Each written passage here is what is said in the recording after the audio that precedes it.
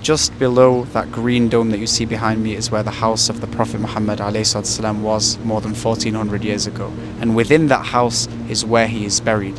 And subhanAllah, when I look at that house, it reminded me of a story that took place right within it just days before he passed away. And it's incredibly emotional, so please pay attention. In that time when he was experiencing the pangs of death and he was severely ill, the Prophet ﷺ couldn't lead any prayers. And because his house was directly connected to the masjid, all he had to do was open the curtain in order to go into the masjid. And one time Abu Bakr radiallahu anh was leading the prayer, and the Muslims were lined up behind him, praying behind him. And so the Prophet goes up to the curtain and he opens the curtain to check on them. And when he opens the curtain and he saw all the companions lined up in prayer, being led by Abu Bakr, having built them for 23 years, having gone through thick and thin with them, the Prophet smiled. A smile of a proud dad that has completed his mission in raising his son.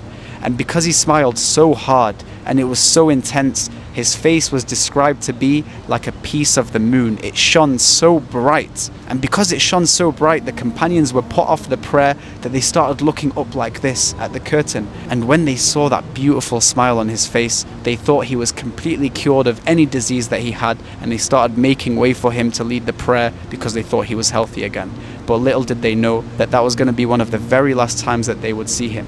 And subhanAllah, the Prophet ﷺ steps back in, and within days he returned back to his Lord, having completed his mission on earth, delivering the message of Islam.